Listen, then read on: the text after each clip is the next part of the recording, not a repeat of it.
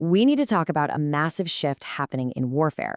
You see it playing out in conflicts all over the globe, but especially with the tensions between the US and Iran. It's a new reality, and it's crystal clear. Tiny, cheap drones can now go head-to-head with, and sometimes even beat, the most advanced, most expensive military gear on the planet. All right, so let's get right into it. The whole thing really boils down to a simple, but frankly, kind of terrifying math problem. And it's a problem that's completely changing battlefields and military budgets everywhere. Okay, look at this number, $300 million. That's what a single, top-of-the-line US AN/N TPS-59 radar system reportedly costs. I mean, this thing is a technological marvel, right? It's the absolute foundation of modern air defense. Now, look at this number, $35,000. That's roughly the price tag for the weapon that can knock that entire $300 million system offline. A single Iranian-made Shahed 136 kamikaze drone. This massive gap in cost creates a huge strategic problem. They call it the interceptor trap. Think about it. When you're spending millions of dollars to stop a threat that costs less than a new car, you simply can't win in the long run. You'll go broke just defending yourself. So, the big question is, why? Why can't these incredibly powerful, super sophisticated radar systems just, see these little drones coming and swat them out of the sky? Well, the answer is all in the drone's design. Kamikaze drones like the Shahed, they're basically engineered to be invisible, to be ghosts in the machine. They're small, they're made of composites, not metal, so radar waves have a tough time bouncing off them. Plus, they fly super low and slow, and their little engines put out almost no heat. And here's where it gets really clever. These drones exploit a basic challenge in how radar works. See, these systems are built to spot big, fast things, fighter jets, missiles. To even have a chance of seeing a slow-moving drone, the operators have to open up what they call the Doppler gates. But when they do that, their screens get flooded with digital clutter. I mean, everything. Birds, cars, even a big gust of wind shows up. And hey, don't just take my word for it. This is what a Ukrainian MiG-29 pilot said about hunting these things. He said, on his radar, trying to find one drone is like trying to pick out one specific bird from an entire flock. It's a needle in a haystack of digital noise.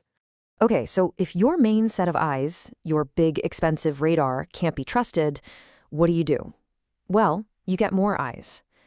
Militaries are now moving toward this layered defense, using a whole bunch of different sensors to create a net that's much harder to sneak through.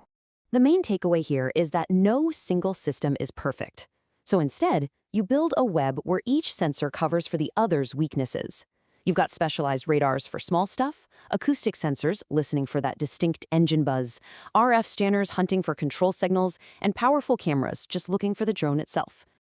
And this is where things get really ingenious. In Ukraine, there's a system called Sky Fortress.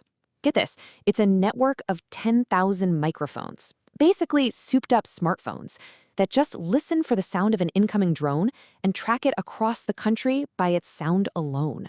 How smart is that?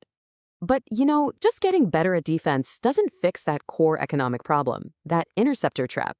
So militaries realized they had to change their whole game plan. And you know what they say? If you can't beat 'em, join 'em. So in this major strategic shift, the very same Delta-winged drones started appearing over conflict zones, but now they were American. The Pentagon realized the answer wasn't a bigger, more expensive missile. The answer was to build a clone of the exact weapon that was causing all the trouble. And here it is. It's called Lucas, the low-cost, uncrewed combat attack system. At its core, it's a mirror image of the Shahed. Same philosophy, same rock-bottom price.